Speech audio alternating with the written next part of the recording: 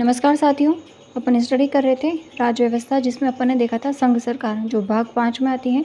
उसके अनुच्छेद हैं 52 से 151 तक। आगे देखना है अपन को राज्य सरकार जो स्टेट गवर्नमेंट है वो उसका कौन सा भाग है। तो राज्य सरकार आती है भाग 6 में और उसका अनुच्छेद है 152 से लेकर के 237। उसमें भी अपन ने देखा था कार्यपालिका, व्यवस्थापिका और न्यायपालिका क्या है। तो कार्यपालिका इसका अनुच्छेद है 153 से 167। अब इसमें क्या आता है, राज्यपाल 153, मुख्यमंत्री 164, मंत्रिपरिषद आएगी इसमें 163 और महाधिवक्ता 165। फिर आती है व्यवस्थापिका 168 से 212 और 213 जो है वो अध्यादेश हैं। विधानमंडल 168 में। अब इस विधानमंडल में राज्यपाल, विधानसभा और विधान परिषद। विधानसभा आती है 170, विधान परिषद आता है 171। फिर आती है न्यायपालिका, इसके हैं 214 से लेकर के 237। जो उच्च न्यायालय 214 से 232। अब इनका क्या कार्य होता है। सबसे पहले कार्यपालिका का कार्य कानून जो हैं उनको लागू करना, ठीक है। व्यवस्थापिका कानूनों का निर्माण करना, न्यायपालिका कानून की जांच करना और अधीनस्थ न्यायालय आता है 233 से 237। फिर 3 वर्ड हैं, एक तो है अध्यादेश, एक है विधेयक और एक है अधिनियम। तो अध्यादेश क्या है, अस्थायी कानून है अध्यादेश। जब संसद में सत्र नहीं चलता है तब भी अध्यादेश लागू होता है, तो उसको कहते हैं अध्यादेश। एक होता है विधेयक या जिसको कहते हैं बिल। इस बिल पर जब राज्यपाल या राष्ट्रपति अपने हस्ताक्षर कर देता है तो ये क्या बन जाता है, बिल। अधिनियम बन जाता है। तो तीनों चीज़ें थोड़ी अलग हैं, अध्यादेश, विधेयक और अधिनियम। अधिनियम पर जब राज्यपाल या राष्ट्रपति अपने मोहर लगा देता है, हस्ताक्षर कर लेगा तो वो अधिनियम बन जाता है। किस पर करेगा, विधेयक या जो कोई बिल होता है उसके ऊपर। अब देखते हैं कुछ टर्म है, कोरम या घनपूर्ति क्या होती है। तो जो न्यूनतम सदस्य संख्या होती है कुल संख्या का, उसको कहते हैं गणपूर्ति। यानी कि किसी भी बैठक के लिए न्यूनतम सदस्य संख्या कोरम या घनपूर्ति कहलाती है। अब सभी का कितना होता है अपन एक साथ देखते हैं। लोकसभा, राज्यसभा, विधानसभा, विधान परिषद और ग्राम सभा, इनका होता है 1/10, मतलब 10वां हिस्सा। ग्राम पंचायत, पंचायत समिति, जिला परिषद, नगर पालिका, नगर परिषद और नगर निगम, इनका होता है 1/3। अब देखना है अपन को, अपन क्या स्टडी कर रहे हैं, संविधान का विकास। तो संविधान निर्माण के संबंध में भारतीयों के क्या प्रयास रहे थे वो देखना है।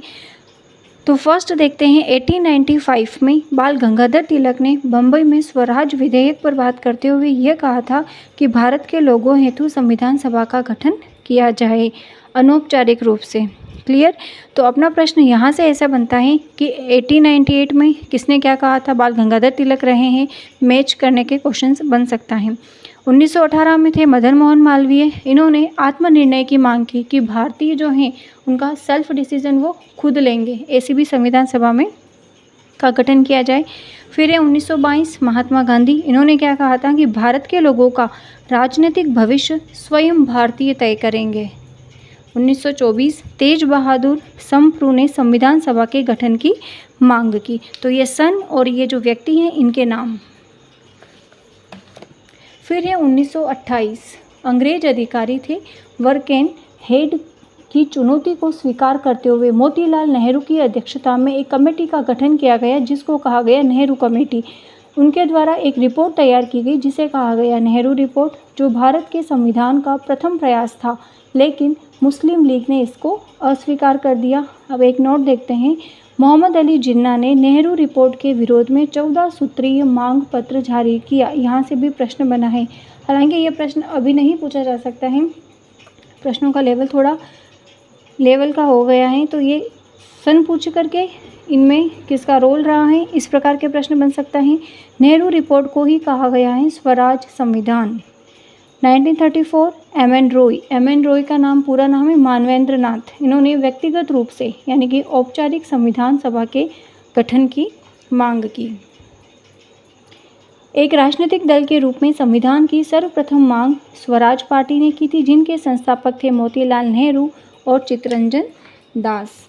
अब ये तो अपन ने देखे हैं भारतीयों के प्रयास। आगे अपन को क्या देखना है कि संविधान निर्माण के संबंध में अंग्रेजों के क्या प्रयास थे। तो फर्स्ट अंग्रेज भी बहुत प्रस्ताव लेकर के आए, कोई मिशन लेकर के आया। तो फर्स्ट देखना है अपन को अगस्त प्रस्ताव। अगस्त प्रस्ताव अलग हैं अगस्त आंदोलन अलग हैं, अगस्त क्रांति अलग है। तो अपन को यहाँ पर देखना है अगस्त प्रस्ताव जो 1940 का है। पढ़ते हैं अपन। कौन लाया था? Lord Linlithgow. Second world war जब हुआ था, द्वितीय विश्व युद्ध, उसकी समाप्ति के पश्चात भारत में एक संविधान सभा का गठन किया जाएगा और इसके बदले में विश्व युद्ध में भारत को ब्रिटेन की सहायता करनी पड़ेगी, इसमें ऐसा रखा गया था। अल्पसंख्यक वर्ग के हितों का विशेष ध्यान रखा जाएगा। भारत में एक युद्ध परिषद का गठन किया जाएगा। फिर एक नोट देखते हैं कि कांग्रेस और मुस्लिम लीग ने इससे अस्वीकार कर दिया एवं पंडित जो जवाहरलाल नेहरू थे उन्होंने अगस्त प्रस्ताव को क्या कहा था? दरवाजे में लगी हुई जंग की कील के समान बताया। तो ऐसे स्टेटमेंट से प्रश्न पहले बनते थे। अगस्त प्रस्ताव के विरोध में महात्मा गांधी के द्वारा पनवार आश्रम महाराष्ट्र से 17 अक्टूबर 1940 को व्यक्तिगत सत्याग्रह की शुरुआत की और प्रथम सत्याग्रही थे इसमें विनोबा भावे। ठीक है, ये था अपना अगस्त प्रस्ताव 1940। सेकंड आता है क्रिप्स प्रस्ताव 1942 का है। स्टेफर्ड क्रिप्स लाए थे क्रिप्स प्रस्ताव। द्वितीय विश्व युद्ध की समाप्ति के पश्चात भारत में एक संविधान सभा का गठन किया जाएगा। जो इस संविधान से संतुष्ट नहीं हो वो अपना अलग से संविधान निर्माण कर सकेगा। भारत को एक डोमिनियन स्टेट का दर्जा प्राप्त हो। कांग्रेस और मुस्लिम लीग ने इस प्रस्ताव को भी अस्वीकार किया और महात्मा गांधी ने इसे उत्तर दिनांकित चेक, पोस्ट डेटेड चेक की संज्ञा दी, यानी कि ऐसा चेक जिसकी डेट निकल गई हो। चेक पर डेट और हस्ताक्षर करते हैं ना, तो महात्मा गांधी ने कहा था पोस्ट डेटेड चेक की इसको संज्ञा दी। फिर आता है इस क्रिप्स प्रस्ताव के विरोध में महात्मा गांधी के द्वारा भारत छोड़ो आंदोलन की शुरुआत की गई। द्वितीय विश्व युद्ध की समाप्ति के पश्चात ब्रिटेन में चुनाव हुए और ब्रिटेन के नए प्रधानमंत्री बनते हैं क्लीमेंट एटली, जो लेबर पार्टी यानी कि मजदूरों से संबंधित थे। इन्होंने 3 सदस्यों का एक दल भारत भेजा जिसे कहा गया कैबिनेट मिशन। तो यहाँ से अपना भी प्रश्न बनता है कि कैबिनेट मिशन में वो 3 व्यक्ति कौन कौन थे। तो देखते हैं कैबिनेट मिशन। कैबिनेट मिशन की डेट 24 मार्च 1946। कौन कौन थे 3 लोग? सर पैथिक लॉरेंस भारत सचिव अध्यक्ष, स्टेफर्ड क्रिप्स व्यापार मंत्री, A.V. अलेक्जेंडर नौसेना मंत्री। भारत में एक संविधान सभा होगी। कैबिनेट मिशन में क्या था? भारत में एक संविधान सभा होगी जिसमें कुल 389 सदस्य होंगे और प्रत्येक 10 लाख की जनसंख्या पर संविधान सभा में क्या होगा? 1 सदस्य होगा। 389 3 पार्ट में डिवाइडेड है। का कौन कौन से सदस्य इसमें हैं? तो फर्स्ट 292 सदस्य हैं ब्रिटिश प्रांत से, 4 सदस्य हैं चीफ कमिश्नर क्षेत्रों से। अब ये 4 चीफ कमिश्नर क्षेत्र कौन कौन से हैं? अजमेर मेरवाड़ा, कुर्ग कर्नाटक, दिल्ली, बलूचिस्तान जो पाकिस्तान के। 93 सदस्य देसी रियासतों से जो क्या होते हैं? मनोनीत या नामित होंगे। तो ध्यान रखना ब्रिटिश प्रांत के ज़्यादा हैं जबकि मनोनीत या नामित क्या हैं? कम हैं। तो अधिकांशतः 389 सदस्य जो हैं कैबिनेट में अधिकांशतः निर्वाचित हैं जबकि अंशतः क्या है? मनोनीत हैं। संख्या कम है 93 सदस्य की। अब कुछ स्पेशल नोट देखते हैं। देखो 292 + 4 चीफ कमिश्नर के कितने हो गए? 296 और ये 93, कुल सदस्य संख्या हो गई 389। अब संविधान सभा के चुनाव जुलाई अगस्त 1946 में होते हैं। 1938 में पंडित जवाहरलाल नेहरू ने संविधान सभा के चुनाव वयस्क मताधिकार के आधार पर करवाने की मांग करते हैं। फिर संविधान सभा के चुनाव अप्रत्यक्ष विधि से हुए जिसमें प्रांतीय विधानसभाओं ने भाग लिया था।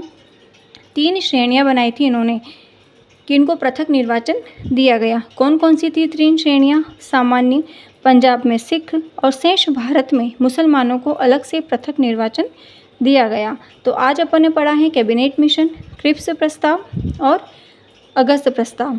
ठीक है, इसके आगे की स्टडी अपन कल करेंगे। तो मिलते हैं नेक्स्ट क्लास में। Thank you.